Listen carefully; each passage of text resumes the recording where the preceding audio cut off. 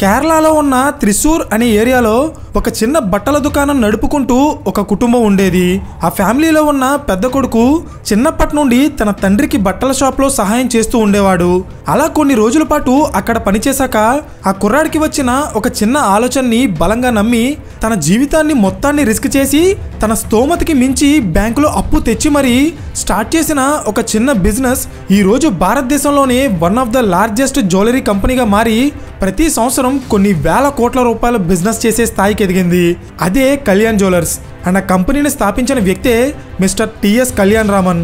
So ఇక్కడ point ఏంటంటే అసలు కేరళలో ఒక చిన్న బట్టల దుకాణం నడుపుకునే వ్యక్తికి బంగారం బిజినెస్ చేయాలనే ఆలోచన ఎలా వచ్చింది?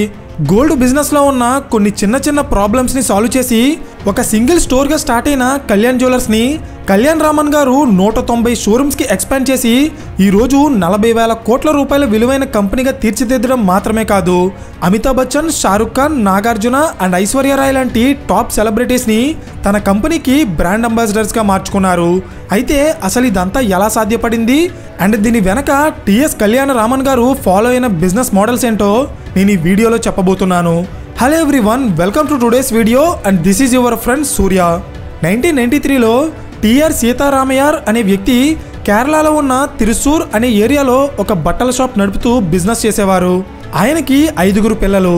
సో వాళ్ళలో పెద్దవాడైన టిఎస్ కళ్యాణరామన్ గారు తండ్రికి హెల్ప్ చేస్తూ 12 ఏళ్ల వయసు నుండే ఆ బట్టల షాప్లో పనిచేయడం స్టార్ట్ చేశారు. అయితే ఇక్కడ మీకు తెలియాల్సిన విషయం ఏంటంటే వాళ్ళు బట్టల బిజినెస్ చేస్తున్న టౌన్ త్రిశూర్ ఏదైతే ఉందో అది గోల్డ్ బిజినెస్కి చాలా ఫేమస్. సింపుల్గా చెప్పాలంటే ఈ త్రిశూర్ సిటీని ఒకప్పుడు గోల్డ్ క్యాపిటల్ ఆఫ్ ఇండియా అనేవారు. సో ఇది మీకు ఎందుకు చెప్తున్నానంటే కళ్యాణ్ రామన్ గారు తన బట్టల షాప్లో ఉన్నప్పుడు చాలామంది కస్టమర్స్ ఆ మార్కెట్లో ఉన్న గోల్డ్ షాప్స్కి వెళ్ళి చాలా ఎక్కువగా అక్కడ బంగారాన్ని కొనడాన్ని ఆయన గమనించారు. ఇది గుర్తుపెట్టుకో, తర్వాత మాట్లాడుకుందాం.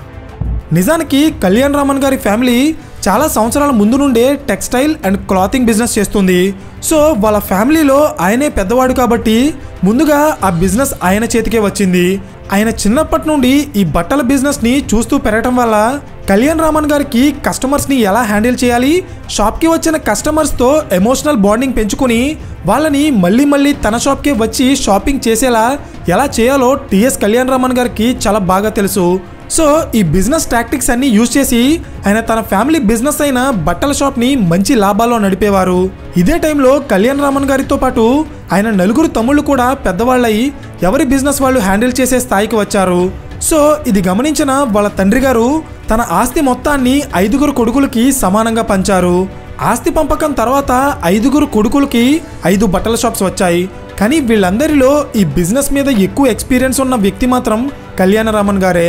అందుకే ఆయన తన స్కిల్స్ని యూజ్ చేసి అప్పటి వరకు మార్కెట్లో లేని కొత్త మోడల్స్ అండ్ డిజైన్స్ని తన షోరూంలో పెట్టి బిజినెస్ని చాలా స్పీడ్గా డెవలప్ చేస్తున్నారు.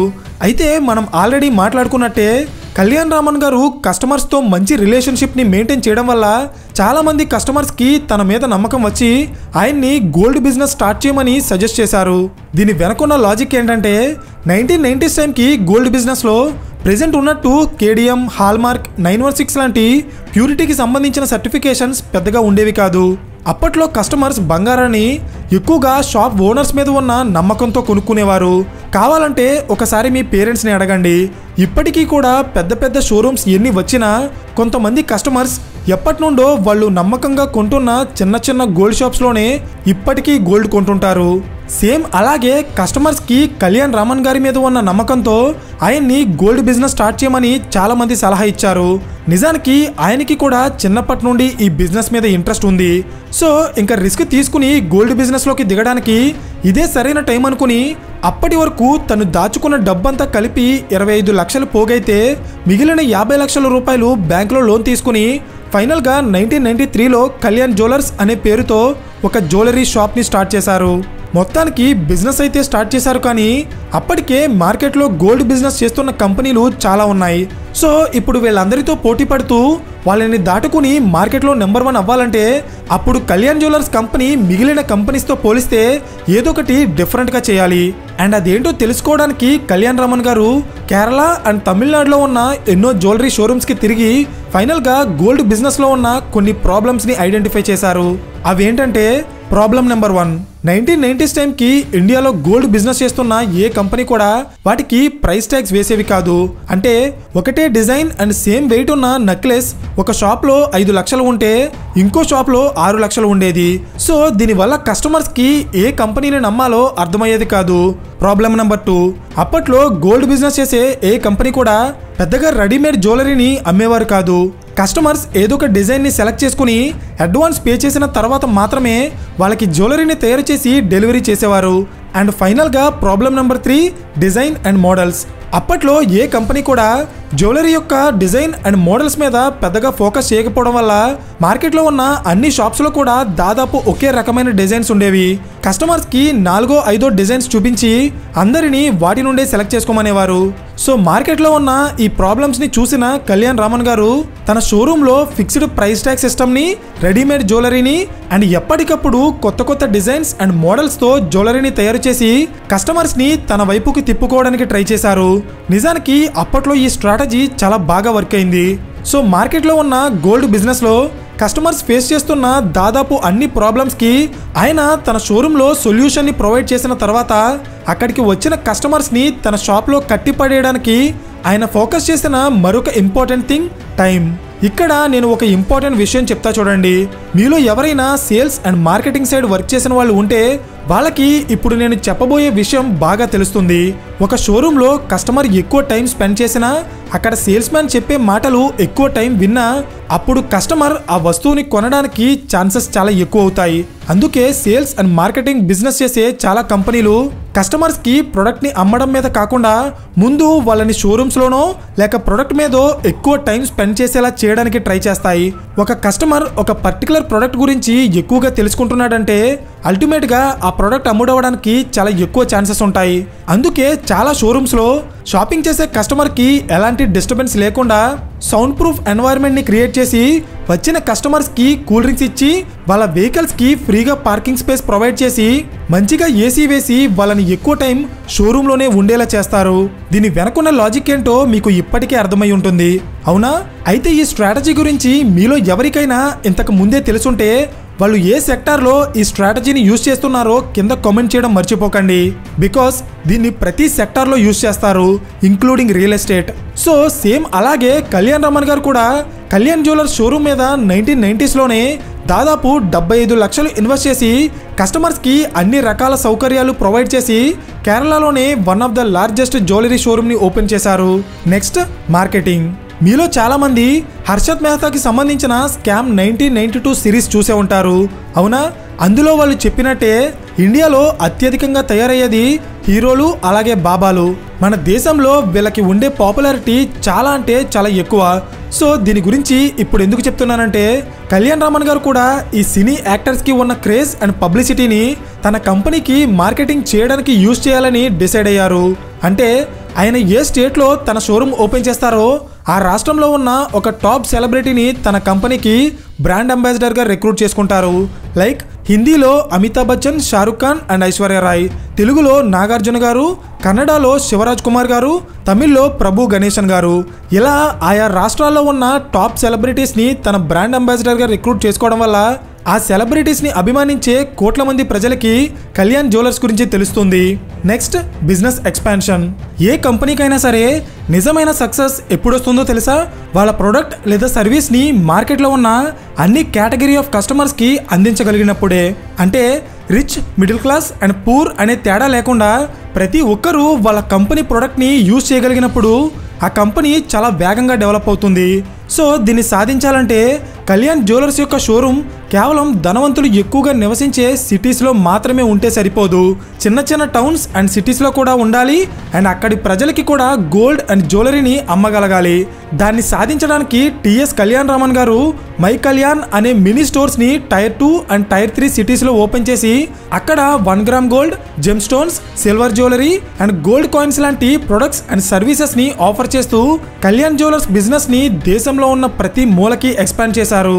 కళ్యాణ్ రామన్ గారు తన షోరూమ్స్ని డిఫరెంట్ స్టేట్స్ అండ్ సిటీస్కి ఎక్స్పాండ్ చేసేటప్పుడు యూజ్ చేసిన ఒక important strategy know your customer thoroughly. దీన్ని కాస్త జాగ్రత్తగా వినండి, ఎందుకంటే కళ్యాణ్ జ్యువెలర్స్ కంపెనీ ఇంత పెద్ద సక్సెస్ అవ్వడానికి ఇది చాలా కీ రోల్ ప్లే చేసింది.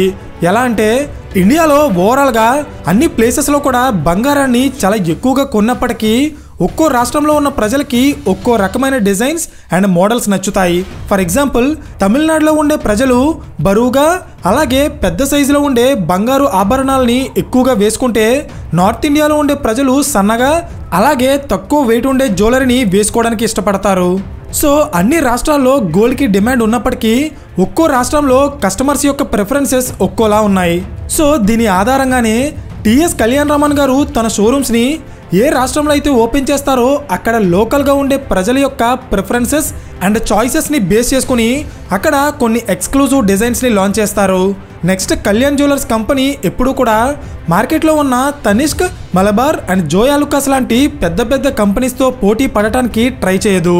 వాళ్ళ ఫోకస్ ఎప్పుడు కూడా వాళ్ళు షోరూమ్స్ ఓపెన్ చేసిన సిటీలో ఉన్న చిన్న చిన్న షాప్స్ మీద ఉంటుంది. అంటే ఈ చిన్న చిన్న షాప్స్కి ఎక్కువగా లోకల్ కస్టమర్స్ వస్తారు. సో వాళ్ళ మీద ఉన్న నమ్మకంతో కస్టమర్స్ కంటిన్యూస్గా ఆ చిన్న చిన్న షాప్స్లోనే బంగారాన్ని కొంటారు. అందుకే Kalyan jewellers company local customers యొక్క ప్రిఫరెన్సెస్ అండ్ మైండ్ సెట్కి తగ్గట్టుగా గోల్డ్ డిజైన్స్ని లాంచ్ చేసి వాళ్ళు ఏ సిటీలో షోరూమ్ ఓపెన్ చేస్తే అక్కడ ఉన్న కస్టమర్స్ని ఆకట్టుకోవడానికి ట్రై చేస్తారు. అండ్ ఇదే స్ట్రాటజీని యూజ్ చేసి ఈ కంపెనీ ఇండియాతో పాటు మిడిల్ ఈస్ట్ కంట్రీస్ అయిన దుబాయ్, కువైట్, ఖత్తర్ అండ్ ఓమన్ లాంటి దాదాపు 190కి పైగా సిటీస్లో వాళ్ళ షోరూమ్స్ని ఓపెన్ చేసి ప్రతి సంవత్సరం కొన్ని వేల కోట్ల రూపాయల బిజినెస్ చేస్తుంది. సో ఇలా ఒక బట్టల బిజినెస్తో స్టార్ట్ అయిన టిఎస్ కళ్యాణ్ రామన్ గారి జర్నీ ఇండియన్ గోల్డ్ బిజినెస్లో ఉన్న కొన్ని ప్రాబ్లమ్స్ని ఐడెంటిఫై చేసి వాటిని సాల్వ్ చేస్తూ ఆయన ఈ కంపెనీని స్టార్ట్ చేశారు.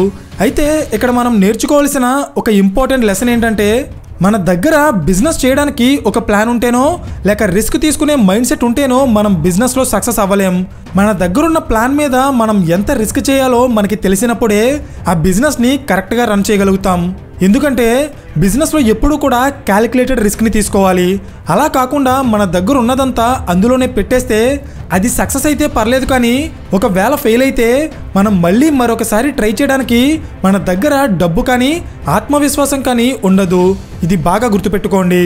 అందుకే చాలామంది వ్యక్తులు బిజినెస్లో క్యాలిక్యులేటెడ్ రిస్క్ తీసుకుంటారు. అర్థమైందా? సో ఫైనలీ ఈ వీడియో మీకు ఇన్ఫర్మేటివ్గా అనిపిస్తే ఖచ్చితంగా లైక్ చేయడం మర్చిపోకండి. అండ్ ఈ type of business case studies ఇష్టపడే మీ ఫ్రెండ్స్ అండ్ ఫ్యామిలీ గ్రూప్స్కి ఈ వీడియోని షేర్ చేసి ఇలాంటి మరిన్ని క్వాలిటీ కాంటెంట్ కోసం ఛానల్ని సబ్స్క్రైబ్ చేయండి. పక్కనే ఉన్న గంట సింబల్ ఆన్ చేస్తే మేము వీడియో అప్లోడ్ చేసిన వెంటనే మీకు ఇమీడియట్ నోటిఫికేషన్ వస్తుంది.